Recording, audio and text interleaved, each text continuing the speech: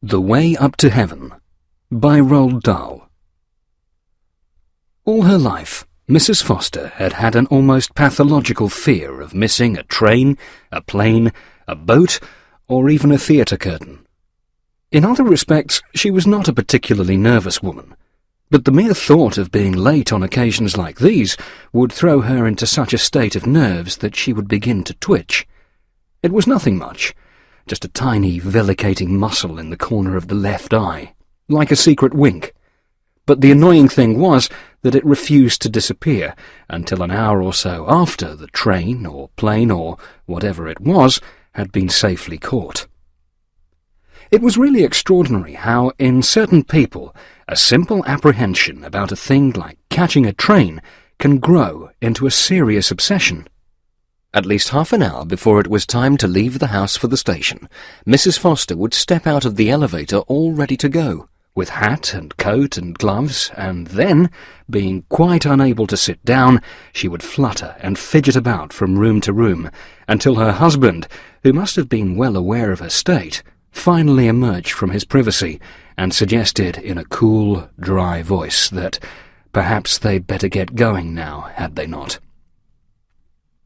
Mr. Foster may possibly have had a right to be irritated by this foolishness of his wife's, but he could have had no excuse for increasing her misery by keeping her waiting unnecessarily.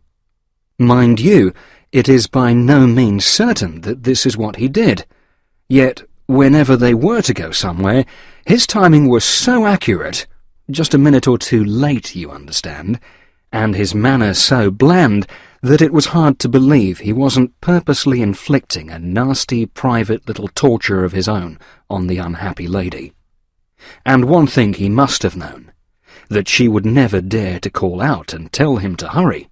He'd disciplined her too well for that. He must also have known that if he was prepared to wait, even beyond the last moment of safety, he could drive her nearly into hysterics. On one or two special occasions in the later years of their married life, it seemed almost as though he had wanted to miss the train, simply in order to intensify the poor woman's suffering. Assuming, though one cannot be sure, that the husband was guilty, what made his attitude doubly unreasonable was the fact that, with the exception of this one small, irrepressible foible, Mrs. Foster was, and always had been, a good and loving wife. For over 30 years she had served him loyally and well. There was no doubt about this. Even she, a very modest woman, was aware of it, and although she had for years refused to let herself believe that Mr. Foster would ever consciously torment her, there had been times recently when she had caught herself beginning to wonder. Mr. Eugene Foster, who was nearly 70 years old, lived with his wife in a large 6-story house in New York City, on East 62nd Street, and they had 4 servants. It was a gloomy place, and few people came to visit them. But on this particular morning in January, the house had come alive, and there was a great deal of bustling about. One maid was distributing bundles of dust sheets to every room, while another was draping them over the furniture. The butler was bringing down suitcases and putting them in the hall. The cook kept popping up from the kitchen to have a word with the butler, and Mrs. Foster herself, in an old-fashioned fur coat and with a black hat on the top of her head, was flying from room to room and pretending to supervise these operations. Actually, she was thinking of nothing at all, except that she was going to miss her plane if her husband didn't come out of his study soon and get ready. "What time is it, Walker?" she said to the butler as she passed him. "It's 10 minutes past 9, madam." "And has the car come?" "Yes, madam, it's waiting. I'm just going to put the luggage in now." "It takes an hour to get to Idlewild," she said. "My plane leaves at 11. I have to be there half an hour beforehand for the formalities. I shall be late. I just know I'm going to be late." "I think you have plenty of time, madam," the butler said kindly. "I warned Mr. Foster that you must leave at 9:15. There's still another 5 minutes." "Yes, Walker, I know, but get the luggage in quickly, will you please?" She began walking up and down the hall, and whenever the butler came by, she asked him the time. This, she kept telling herself, was the one plane she must not miss. It had taken months to persuade her husband to allow her to go. If she missed it, he might easily decide that she should cancel the whole thing, and the trouble was that he insisted on coming to the airport to see her off. "Dear God," she said aloud, "I'm going to miss it. I know I'm going to miss it." The little muscle beside the left eye was twitching madly now. The eyes themselves were very close to tears. "What time is it, Walker?" "It's 18 minutes past, madam." "Now I really will miss it," she cried. "Oh, I wish he would come." This was an important journey for Mrs. Foster. She was going all alone to Paris to visit her daughter, her only child, who was married to a Frenchman. Mrs. Foster didn't care much for the Frenchman, but she was fond of her daughter, and, more than that, she'd developed a great yearning to set eyes on her 3 grandchildren. She knew them only from the many photographs that she had received, and that she kept putting up all over the house. They were beautiful, these children. She doted on them, and each time a new picture arrived, she would carry it away and sit with it for a long time, staring at it lovingly, and searching the small faces for signs of that old, satisfying blood likeness that meant so much. And now, lately, she had come more and more to feel that she did not really wish to live out her days in a place where she could not be near these children, and have them visit her, and take them for walks, and buy them presents, and watch them grow. She knew, of course, that it was wrong and, in a way, disloyal to have thoughts like these while her husband was still alive. She knew also that, although he was no longer active in his many enterprises, he would never consent to leave New York and live in Paris. It was a miracle that he had ever agreed to let her fly over there alone for 6 weeks to visit them. But oh, how she wished she could live there always, and be close to them. "Walker, what time is it?" 22 minutes past, madam." As he spoke, a door opened, and Mr. Foster came into the hall. He stood for a moment, looking intently at his wife, and she looked back at him, at this diminutive, but still quite dapper old man, with the huge bearded face that bore such an astonishing resemblance to those old photographs of Andrew Carnegie. "Well," he said, "I suppose perhaps we'd better get going fairly soon if you want to catch that plane." "Yes, dear, yes. Everything's ready. The car's waiting." "That's good," he said. With his head over to one side, he was watching her closely. He had a peculiar way of cocking the head and then moving it in a series of small, rapid jerks. Because of this, and because he was clasping his hands up high in front of him, near the chest, he was somehow like a squirrel standing there, a quick, clever old squirrel from the park. "Here's Walker with your coat, dear. Put it on." "I'll be with you in a moment," he said. "I'm just going to wash my hands." She waited for him, and the tall butler stood beside her, holding the coat and the hat. "Walker, will I miss it?" "No, madam," the butler said. "I think you'll make it all right." Then Mr. Foster appeared again, and the butler helped him on with his coat. Mrs. Foster hurried outside and got into the hired Cadillac. Her husband came after her, but he walked down the steps of the house slowly, pausing halfway to observe the sky and to sniff the cold morning air. "It looks a bit foggy," he said as he sat down beside her in the car. "And it's always worse out there at the airport.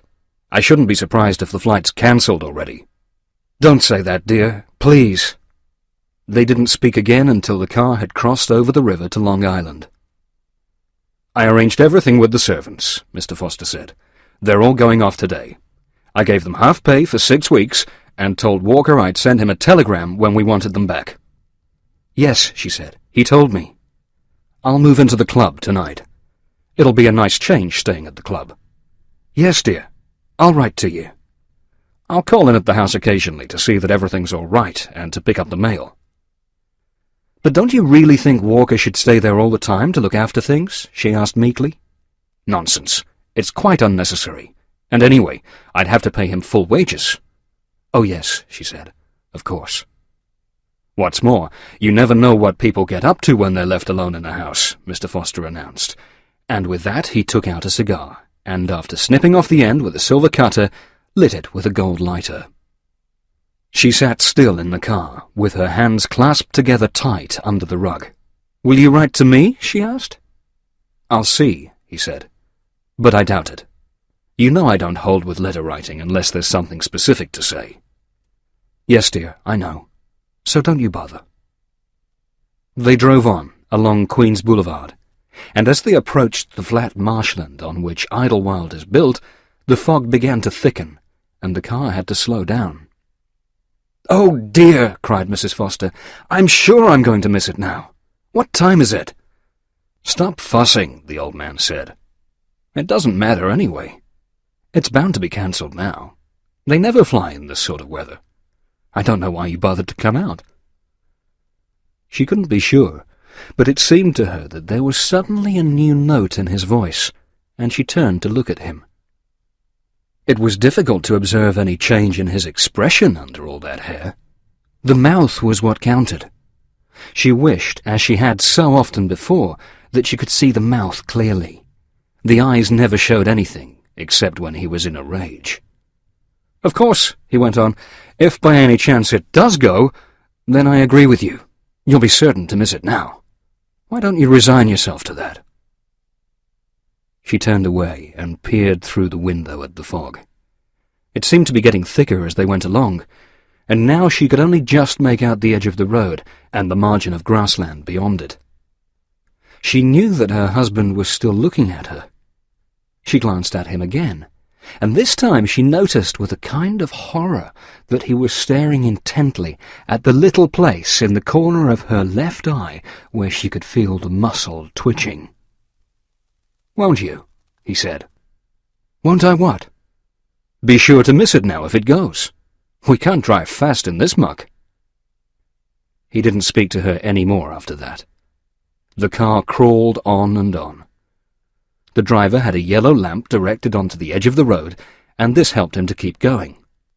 Other lights, some white and some yellow, kept coming out of the fog towards them, and there was an especially bright one that followed close behind them all the time. Suddenly the driver stopped the car. "There!" Mr. Foster cried. "We're stuck! I knew it!" "No, sir," the driver said, turning round. "We made it. This is the airport." Without a word, Mrs. Foster jumped out and hurried through the main entrance into the building. There was a mass of people inside, mostly disconsolate passengers standing around the ticket counters. She pushed her way through and spoke to the clerk. "Yes," he said, "your flight is temporarily postponed, but please don't go away. We're expecting this weather to clear any moment." She went back to her husband, who was still sitting in the car, and told him the news. "But don't you wait, dear," she said. "There's no sense in that." "I won't," he answered, "so long as the driver can get me back." "Can you get me back, driver?" "I think so," the man said. "Is the luggage out?" "Yes, sir." "Goodbye, dear," Mrs. Foster said, leaning into the car and giving her husband a small kiss on the coarse grey fur of his cheek. "Goodbye," he answered. "Have a good trip." The car drove off, and Mrs. Foster was left alone. The rest of the day was a sort of nightmare for her. She sat for hour after hour on a bench, as close to the airline counter as possible, and every 30 minutes or so she would get up and ask the clerk if the situation had changed. She always received the same reply, that she must continue to wait because the fog might blow away at any moment. It wasn't until after 6 in the evening that the loudspeakers finally announced that the flight had been postponed until 11 o'clock the next morning. Mrs. Foster didn't quite know what to do when she heard this news. She stayed sitting on her bench for at least another half hour, wondering, in a tired, hazy sort of way, where she might go to spend the night. She hated to leave the airport. She didn't wish to see her husband. She was terrified that, in one way or another, he would eventually manage to prevent her from getting to France. She would have liked to remain just where she was, sitting on the bench the whole night through. That would be the safest. But she was already exhausted, and it didn't take her long to realize that this was a ridiculous thing for an elderly lady to do. So in the end, she went to a phone and called the house. Her husband, who was on the point of leaving for the club, answered it himself. She told him the news and asked whether the servants were still there. "They've all gone," he said. "In that case, dear, I'll just get myself a room somewhere for the night, and don't you bother yourself about it at all." "That would be foolish," he said. "You've got a large house here at your disposal. Use it." "But, dear, it's empty." "Then I'll stay with you myself." "There's no food in the house. There's nothing." "Then eat before you come in. Don't be so stupid, woman. Everything you do, you seem to want to make a fuss about it." "Yes," she said. "I'm sorry. I'll get myself a sandwich here, and then I'll come on in."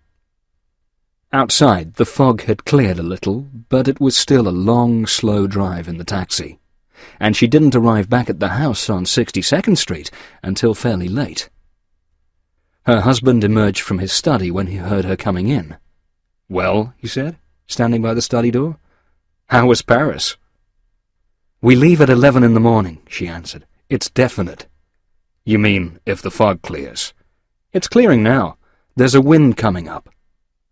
"You look tired," he said. "You must have had an anxious day." "It wasn't very comfortable. I think I'll go straight to bed." "I've ordered a car for the morning," he said. 9 o'clock. "Oh, thank you, dear. And I certainly hope you're not going to bother coming all the way out again to see me off." "No," he said slowly. "I don't think I will." "But there's no reason why you shouldn't drop me at the club on your way." She looked at him, and at that moment he seemed to be standing a long way off from her, beyond some borderline.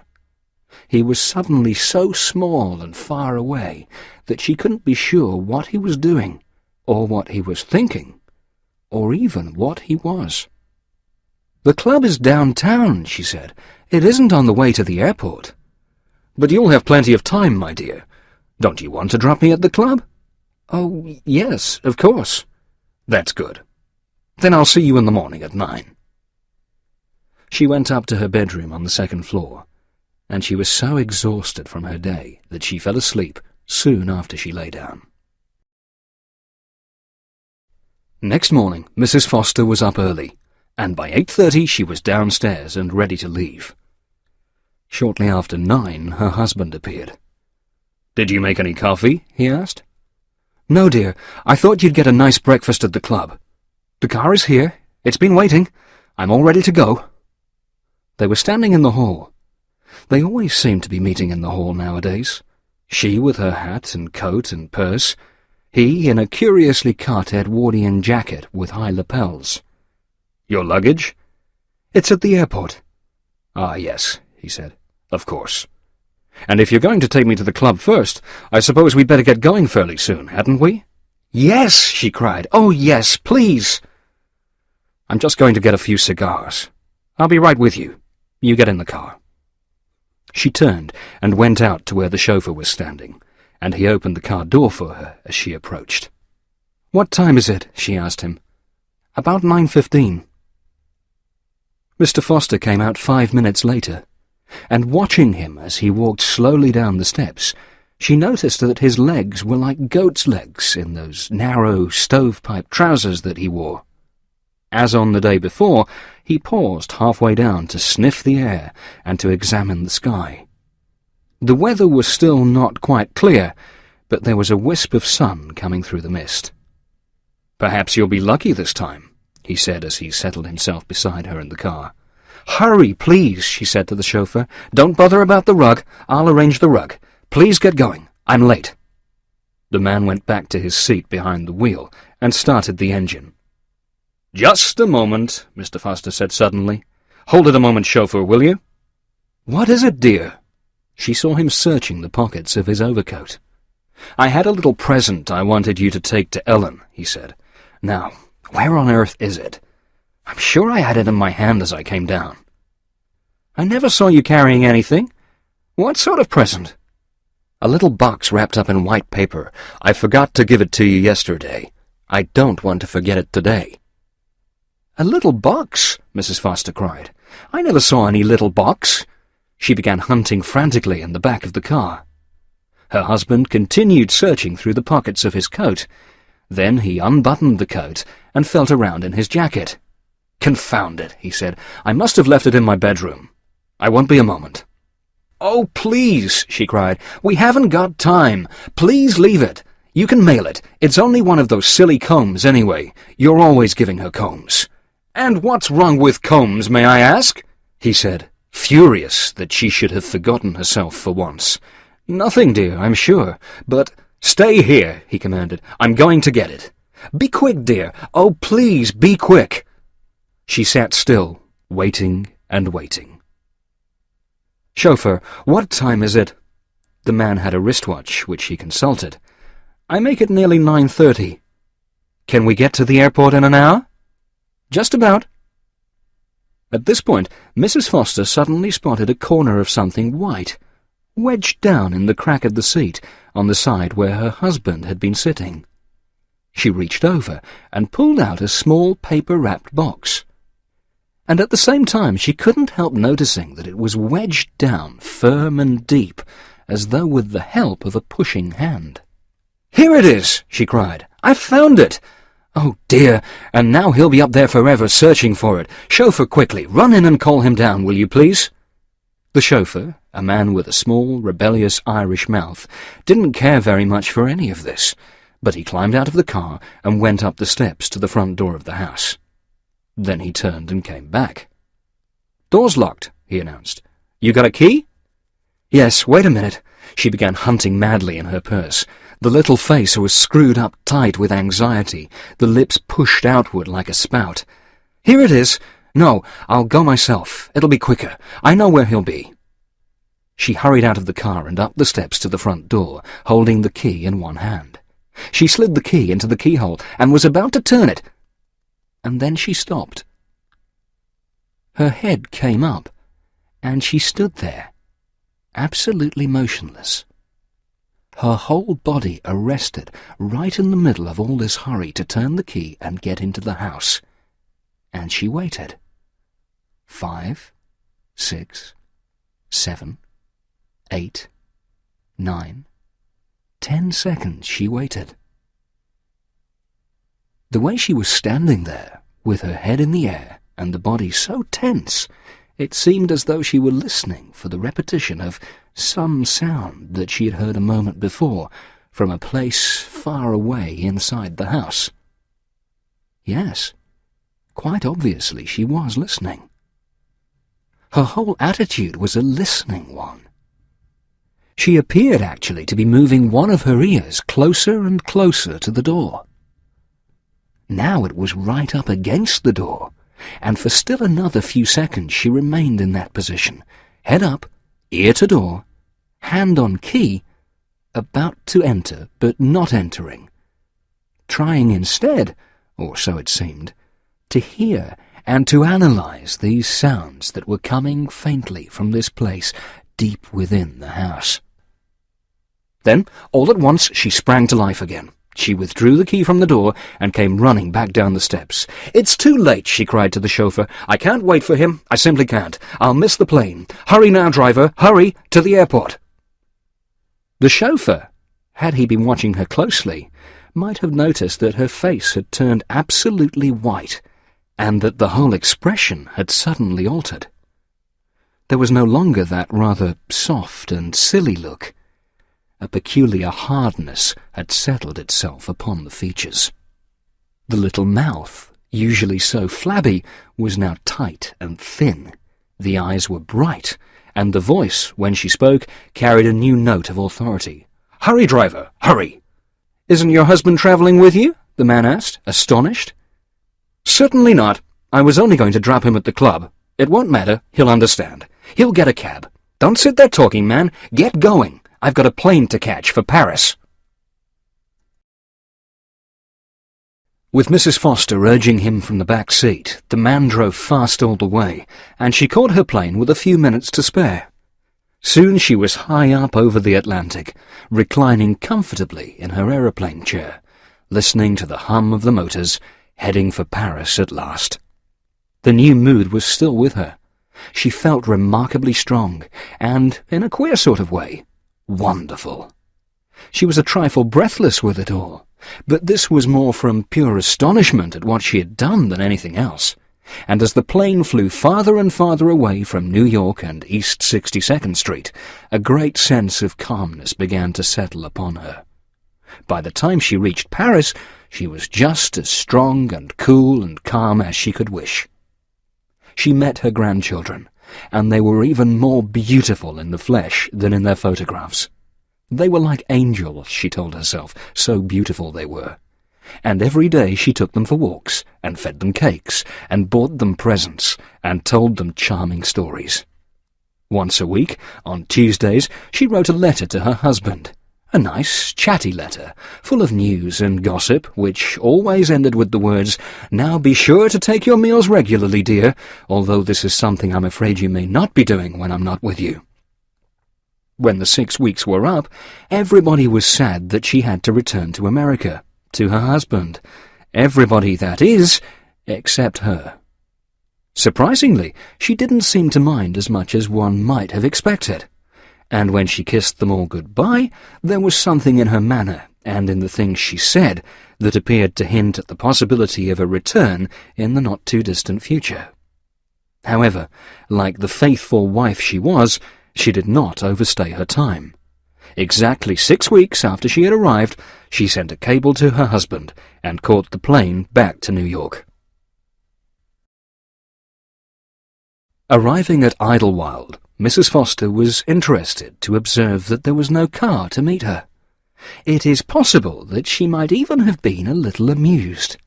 But she was extremely calm and did not over-tip the porter who helped her into a taxi with her baggage. New York was colder than Paris, and there were lumps of dirty snow lying in the gutters of the streets. The taxi drew up before the house on 62nd Street, and Mrs. Foster persuaded the driver to carry her 2 large cases to the top of the steps. Then she paid him off and rang the bell.